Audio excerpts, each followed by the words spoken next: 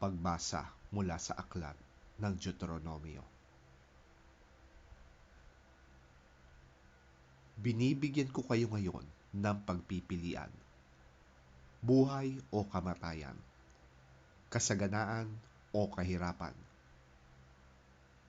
Kapag sinunod ninyo ang mga utos na ibinibigay ko sa inyo ngayon mula kay Yahweh na inyong Diyos, at kung mahal ninyo siya at ginagawa ang kanyang kagustuhan, pagpapalain niya kayo sa lupaing ibibigay niya sa inyo. Bibigyan niya kayo ng mahabang buhay at gagawing isang malaking bansa. Ngunit kapag tumalikod kayo at ayaw nang makinig sa kanya, sa halip ay naglingkod sa ibang mga Diyos, ngayon pa'y sinasabi ko sa inyong malilipol kayo.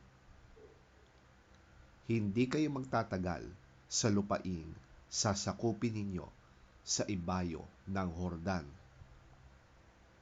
Saksi ko ang langit at ang lupa na ngayoy inilahad ko sa inyo ang buhay o kamatayan at ang pagpapala o sumpa. Kaya piliin ninyo ang buhay para kayo at ang inyong lahi ay mabuhay ng matagal.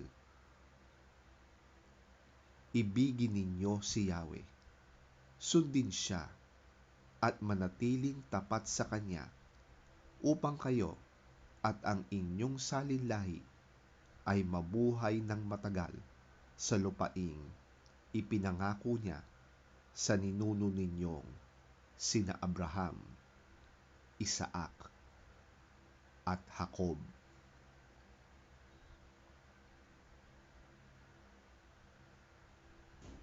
Ang salita ng Diyos. Salamat sa Diyos.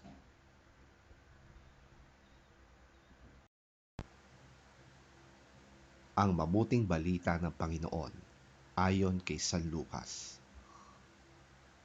Papuri sa iyo, Panginoon.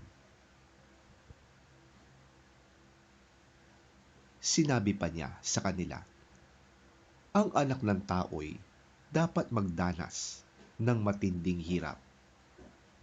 Itatakwil siya ng mga pinuno ng bayan, ng mga punong pari, at ng mga tagapagturo ng kautusan.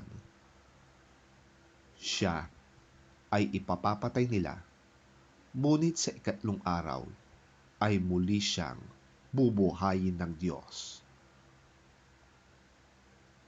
At sinabi niya sa kanilang lahat, ang sino mang nagnanais sumunod sa akin ay kinakailangang itakwil niya ang kanyang sarili, pasanin araw-araw ang kanyang krus, at sumunod sa akin.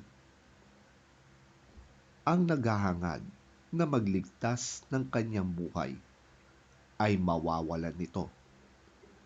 Ngunit ang mawalan ng kanyang buhay alang-alang sa akin ay magkakamit nito.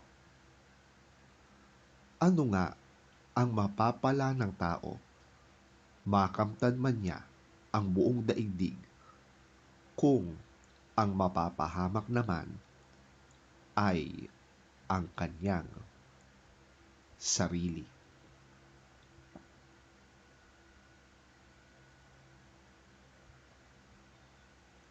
Ang mabuting balita ng ating Panginoon.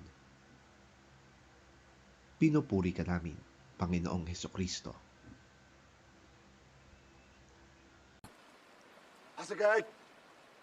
And he said, the Son of Man must suffer many things, and be rejected by the elders, the chief priests, and the teachers of the law. And he must be killed, and on the 3rd day be raised to life. Then he said to them all, whoever wants to be my disciple must deny themselves and take up their cross daily and follow me.